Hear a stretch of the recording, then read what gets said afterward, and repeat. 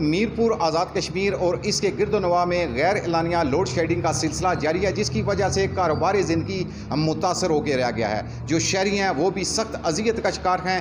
اس حوالے سے ہم شہریوں سے جانتے ہیں کہ وہ غیر اعلانیہ لوڈ شیڈنگ کے بارے میں کیا کہتے ہیں۔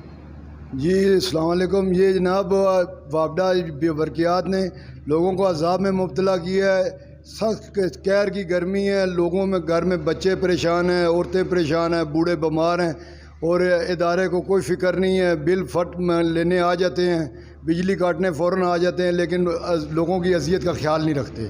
یہ مہنگائی اتنی حد سے زیادہ ہے، یہ پتہ نہیں کیسے حکمران جو ہے نا ہمارے اوپر مسلط ہو گئے ہیں۔ ان کو خوف خدا ہے ہی نہیں بالکل۔